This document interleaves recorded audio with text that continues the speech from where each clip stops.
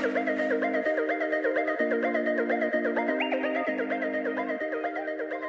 morning and welcome to The Heart. My name is Crystal and this is my daughter Makai, and we just want to tell you that we are so excited you made the choice to join us this Sunday as we continue our message series, Interrupted.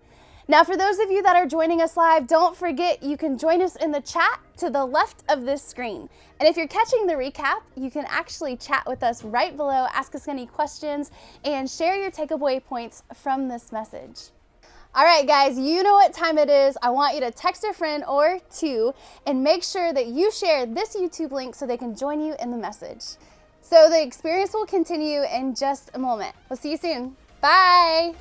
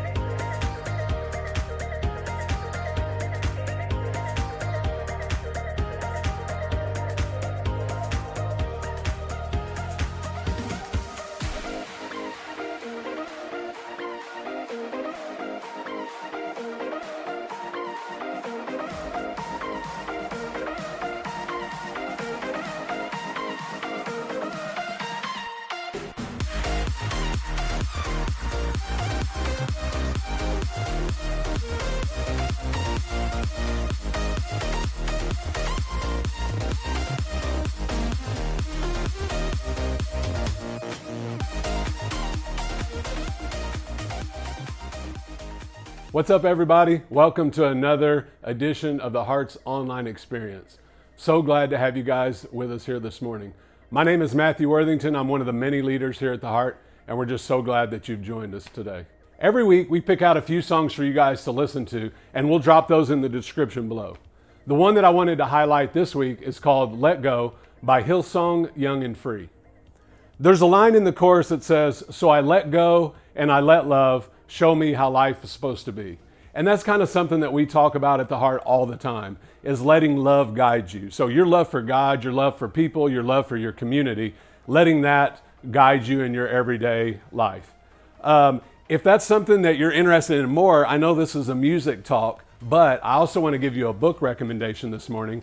I've read it before and I'm reading it again right now, but it's called Keep Your Love On, and it's written by Danny Silk. And this is a really good foundational book that will really help you learn to keep your love on and how to, improve your relationships with, if you're married, if you're dating someone, if you have friends, whatever, co-workers, all aspects of your life, how to keep your love on and how to let love guide you in your life. So check it out. We've got a ton of those books. If you want one, holler at me, drop it in the comments, shoot us an email, let us know. We'll try to get you one of those books somehow. Great book. Highly recommend you check it out. All right, guys, the Heart's online experience will continue in just a few moments. Love you guys.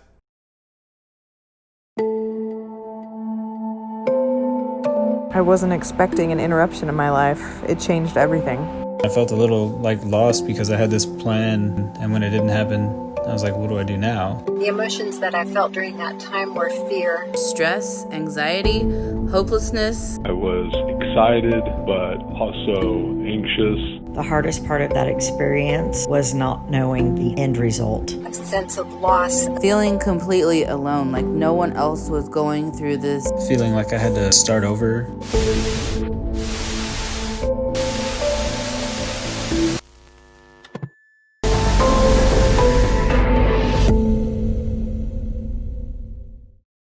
Well, good morning, everyone. Thank you so much for being here today with us at The Heart. My name is Dominic Insignius. I'm the leader here at The Heart, and we have here, you're in the middle of a community of people who are willing to be in the mess with each other. What makes this community so powerful is that we know that the strength in our community comes from us leaning on each other, being in the middle of messes together. And it's something we talked about before COVID, before quarantine. And so now we need to be there for each other more than ever, to be able to support each other and love each other through this craziness that we're all dealing with. Before we jump into the message today, this series that we're in, Interrupted, I have a challenge for you. Okay, I said it at the end of last week, but I want you to be telling us your stories. We want to hear your stories, and not only just send it to me. I want to challenge any of you who are brave enough, reach out to me, and if we can do I want you to record a video talking about an interruption in your life, and I want to be able to share that with our community. People being able to hear your story can help them deal and understand their interruptions and take steps in them. So you can reach out to me on Facebook or Instagram, or through the Heart's Facebook or Instagram, or you can send an email to info@theheart.church. I'll see those emails and I'll respond to those there. I want to tell you about something real quick before we jump into the message. Community night, we had our first one this past Monday. It was so much fun. It's different than Connect Group. It's not questions based on the message. It's more of a place where we can all see each other, talk to each other about what's going on in our life, what's going on in our mind, learn more about each other. So it's not just a place to dig into the message.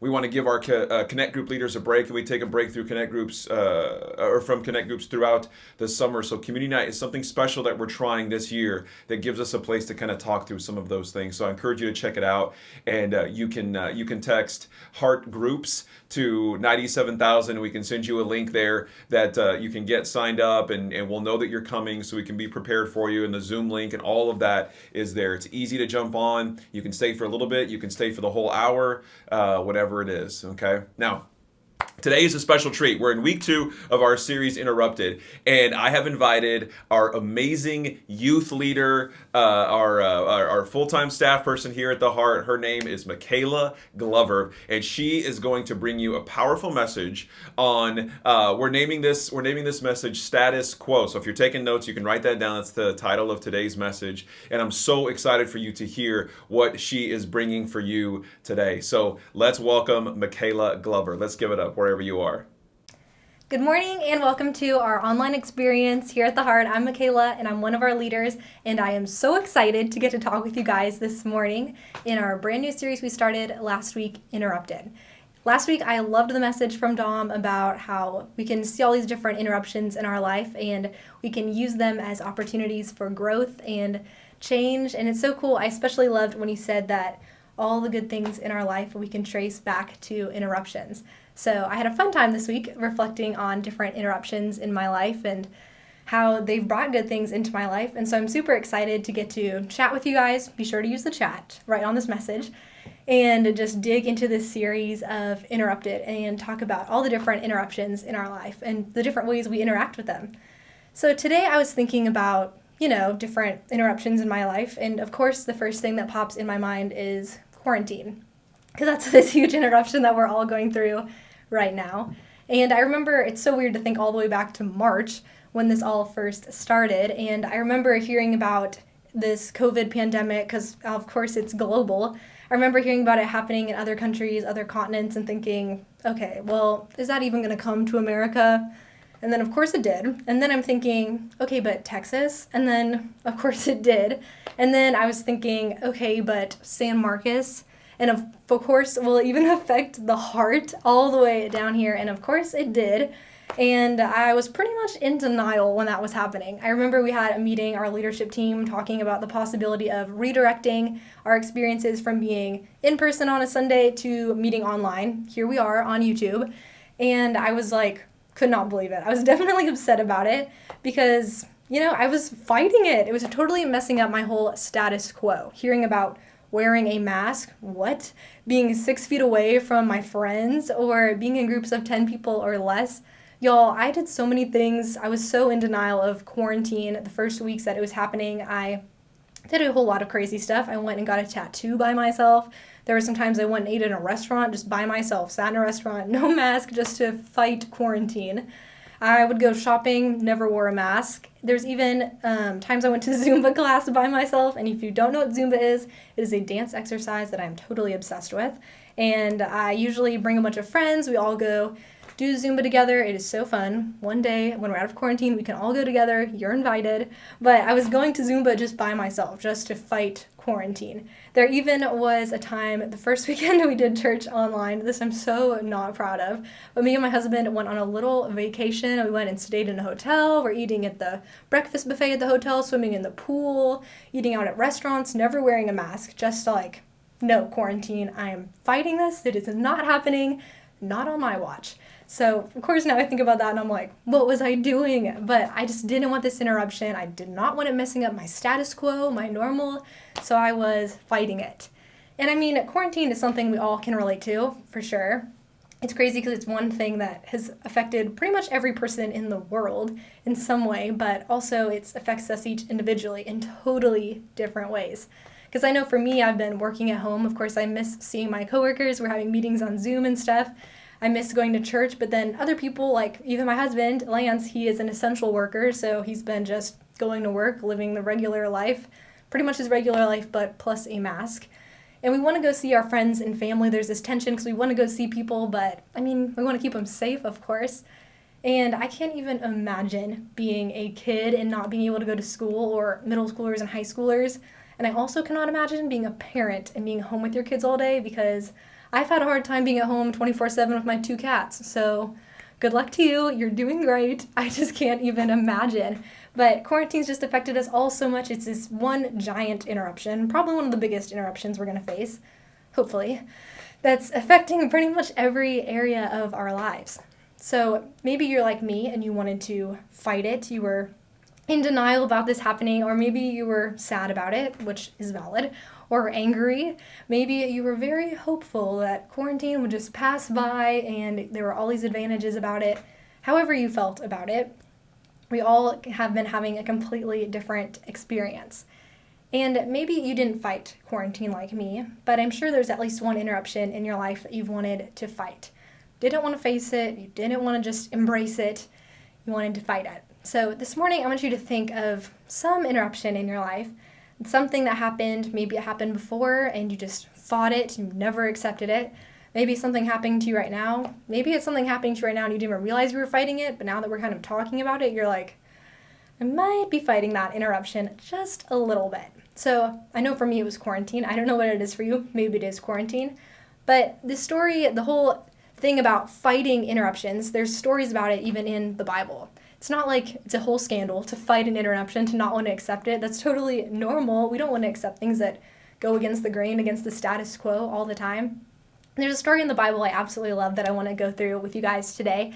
And it's in the Old Testament. It's a story of someone who's even regarded as a Bible hero.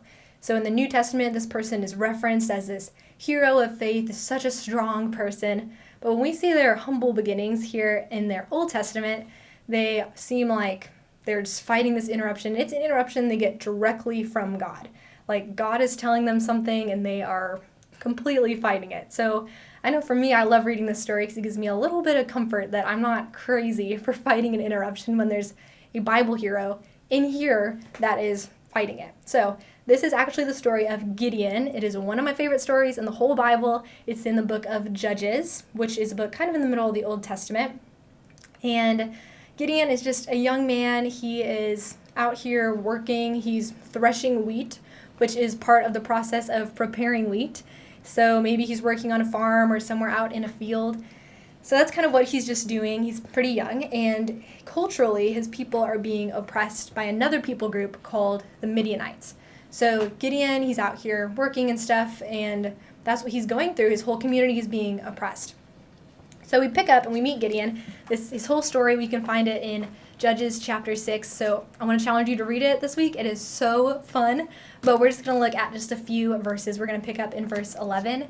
And be sure to pull out your phone and go to the YouVersion Bible app. If you don't have it downloaded, go ahead and download it super fast. Pause this video. It is such a great app. You can find events, and you can actually pull up the Hearts event today and go ahead and save it. You'll be able to read along with this verse. You can read it in different versions, different translations. You can take notes. There's a little blurb of notes, some key points already there for you, and even a Bible reading plan you can follow along this week to just grow your faith even more. So I want to go ahead and challenge you, pull that out, follow along. I personally am going to be reading today in the New Living Translation, NLT, but be sure to check out this story in other versions to get a whole picture of what we can learn from this story. So we're going to pick up in Judges chapter 6, verse 11. Here's our guy Gideon.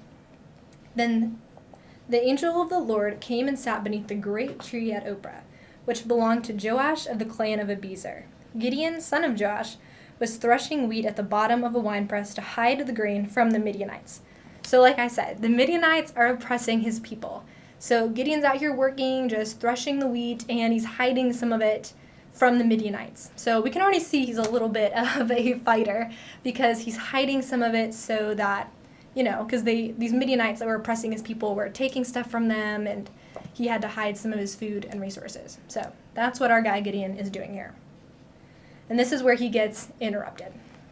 The angel of the Lord appeared to him and said, "Mighty hero, the Lord is with you." So here's Gideon. He's just out here working away, and this angel just appears to him. Imagine you're working. I know for me, I'll be sitting in my home office, and an angel just appears in front of you, totally interrupts your workday, and says, "Mighty hero, the Lord is with you." What? So I don't know what I would say. I'm sure I've thought before about what I would say if an angel appeared in front of me or if God was in front of me. And I absolutely love Gideon's response. He's a little bit sassy, which is totally fun. And this is what Gideon says, this Bible hero, when an angel comes in front of him, when an angel interrupts him. This is what he has to say. "Sir," Gideon replied, "if the Lord is with us, why has all this happened to us? And where are all the miracles our ancestors told us about? Didn't they say the Lord brought us up out of Egypt? But now the Lord has abandoned us and handed us over to the Midianites." Yikes. Literally, he says, God's with me. Why has he abandoned me? Why are my people being oppressed? Why has all this happened? And when he references how he's heard stories about God bringing people out of Egypt, he's talking about in the book of Exodus, which is the second book of the Bible, the stories about Moses saving the people of Israel from bondage, from slavery, leading them out and going to the Red Sea, completely parting it so they can walk through. This amazing miracle has been passed down for generations, and Gideon's like, he led these people through a literal ocean, and here I am being oppressed, having to hide wheat just to stay alive. Yeah, right, I'm sure God is with me. Gideon was already just fighting this interruption, fighting what God had to say to him. And this is verse 14. This is what God answers him. So God's like, okay, let me interrupt you again. Here's what I have to say. Then the Lord turned to him and said, "Go with the strength you have and rescue Israel from the Midianites. I am sending you." So Gideon's kind of like, no. You've abandoned me, God. And God's like, I'm interrupting you again. Here's my plan. I'm sending you. You, Gideon, are the one who's saving your people. What? What a crazy interruption. And of course, Gideon is ready to fight it again. He's not taking this very well. This is in verse 15. "But Lord," Gideon replied, "how can I rescue Israel? My clan is the weakest in the whole tribe of Manasseh, and I am the least in my entire family." So Gideon's kind of like, God, I'm going to interrupt you right there, but I am the least of the weakest. You have the wrong guy. I am not the one who's interrupting your plans here. I'm not the one that's going to stop the Midianites. And God's like, this is my plan. But Gideon is just fighting and fighting and fighting. And this is what God says again in verse 16, after Gideon's like, I'm the weakest, I'm the least, this is not happening. The Lord said to him, "I will be with you, and you will destroy the Midianites as if you were fighting against one man." Just one man. This whole army of people who've been oppressing them for who knows how long. He's saying Gideon will defeat them as if he was just fighting against one guy. What? So it's crazy when I read the story how Gideon is like fighting, and then God just keeps like, I'm just going to interrupt this narrative you have going on where you're the weakest and let you know that you're going to be an amazing hero. And finally, this is in verse 17. Gideon replied, "If you're going to help me, show me a sign to prove that it really is the Lord speaking to me. Don't go away until I come back and bring an offering to you." He answered, "I'll stay here until you return." So Gideon is still kind of fighting it. Now he's kind of taking a new angle. He's like, can you bring some proof, something, anything that this is actually God speaking to me? But when I read this whole story, I think it's so crazy how there's all these things God is saying and all these things Gideon is saying. And it kind of makes me think about a Venn diagram. Because I went to school to be a teacher and my brain works in charts, and I was reading this and all I can think about is God is saying these things completely different than Gideon is saying these things. And there's a lot of things that they have differently. Of course, even Gideon's view of himself is the first thing I notice. Because Gideon says he is the weakest and the least, which doesn't sound too promising. And then God is saying that Gideon's this mighty hero, that he's strong. So those are definitely not the same. And then there's even Gideon's view of God. Gideon says that God has abandoned him, which is not too good. Whereas God said several times that he's with Gideon. He says, I'll be with you. I'm present with you. And then even, God says that Gideon is going to be the rescuer. He's going to save his people, whereas Gideon seems to think that will be completely impossible. And Gideon's out here just threshing wheat. Maybe he thinks that's his life. That's all he's good for. Maybe he thought he would just do that forever. Whereas God is calling him a leader and a warrior. And just a hero. There's all these amazing things that God is saying about Gideon. And when we look at this, they definitely don't line up these things that God is saying and these things that Gideon is saying. And the thing about a Venn diagram is these two sides are completely different, and then there's this whole little things they have in common. And so far, I'm not seeing much that's in common with those guys. I think it's so crazy, too, when I read this and see how Gideon fought God on all of those points. It seemed like he pretty much had a talking point, an argument, a way to fight for every single interruption, every single thing that God brought up to him. Like, God's like, I'm with you. And Gideon's like, you've abandoned me. God's like, you're strong. And Gideon's like, I'm the least of the weakest. So if you haven't been taking notes yet, I want to challenge you to write this down. And taking notes is so fun. Personally, I love to take notes in the margins of my Bible. But when I look at what Gideon is doing here, how he knows what he's fighting for, that's good. But it's really why he's fighting that's important. Knowing what you're fighting is important. But growth comes when you know why you're fighting.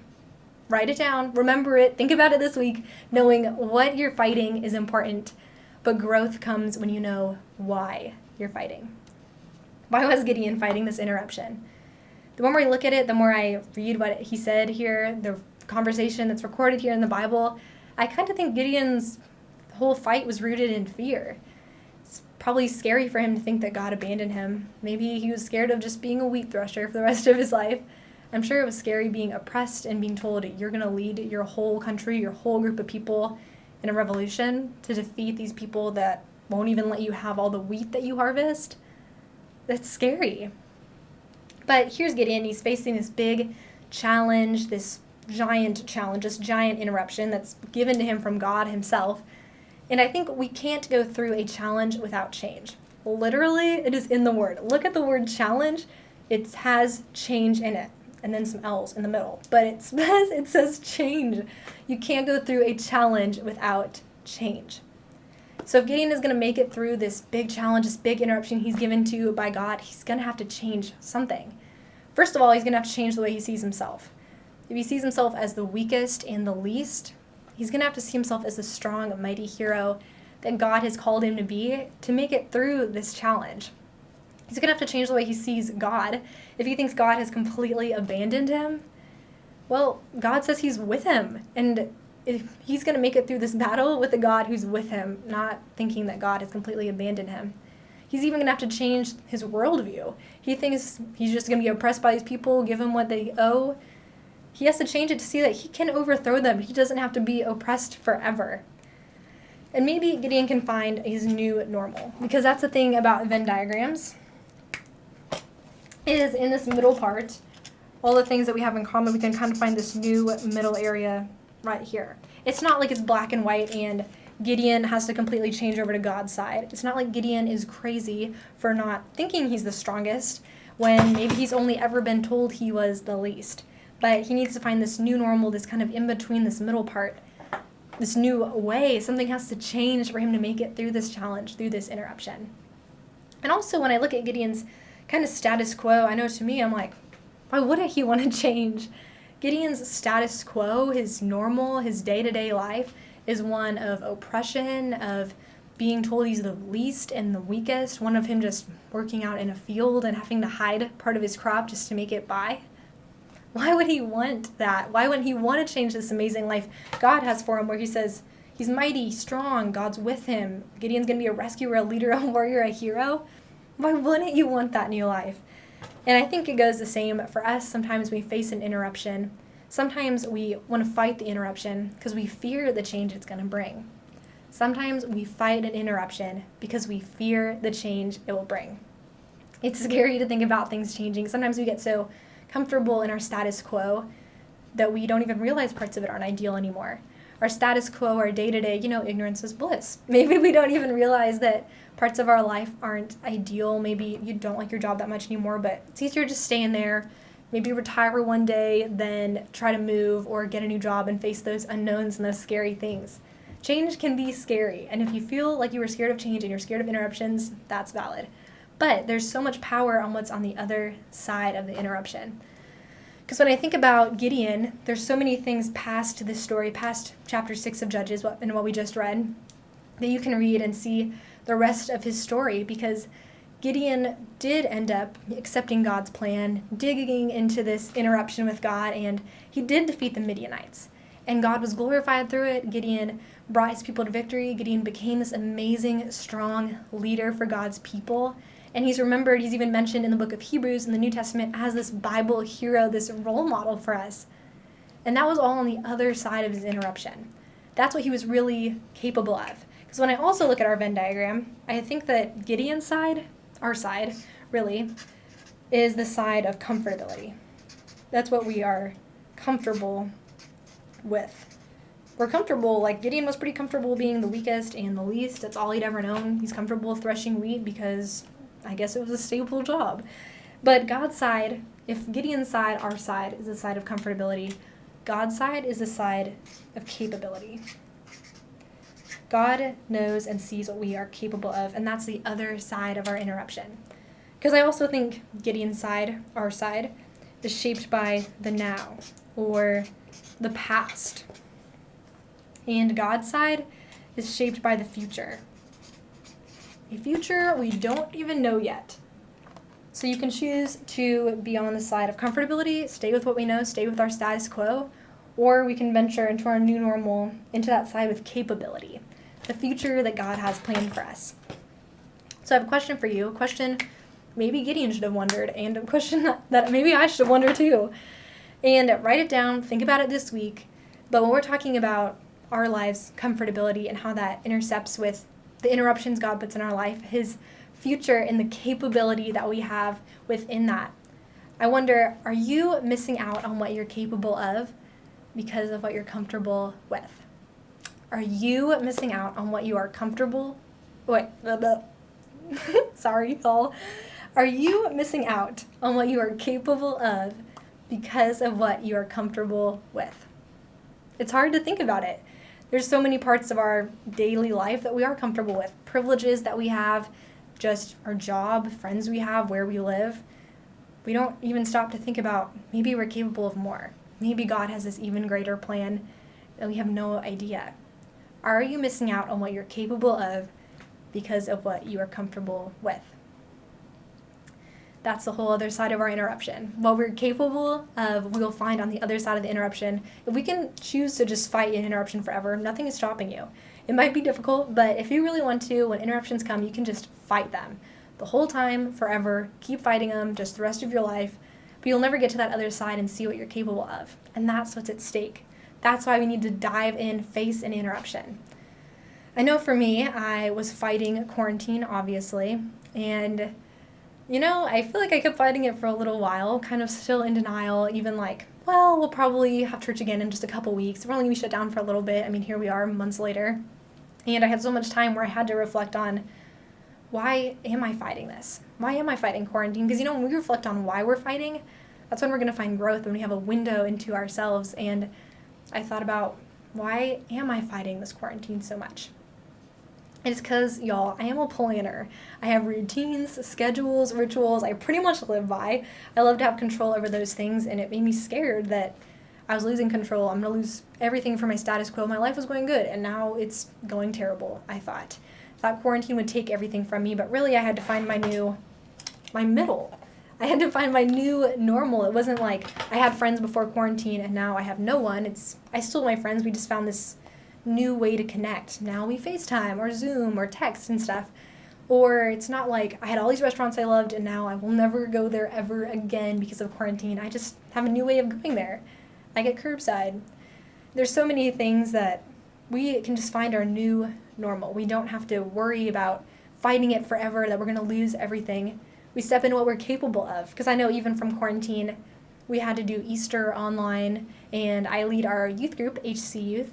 And there are so many ways that our team got to be creative, ways that we might not have known we were even capable of delivering stuff to our youth's houses, bringing little care packages, doing online parties, movie nights, all these cool things. And we never would have got a chance to dig into that to see what we were really capable of if we hadn't gone into this interruption, this quarantine. If we would have kept fighting it, if we would have been in denial, who knows? We might not have experienced all this.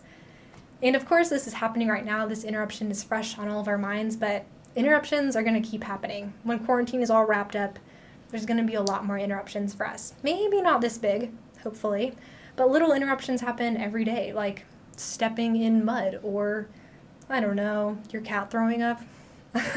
Little interruptions happen every single day in our lives, and we can choose to let them shape us. You choose to let them grow us, or we can just fight them, but we're going to miss out on the growth that they have to offer us. Interruptions are totally inevitable. They're going to happen, but they're also invaluable. They're so important, y'all. They're going to grow us, and that is an incredible opportunity we have every day. Interruptions are inevitable, but they're also invaluable.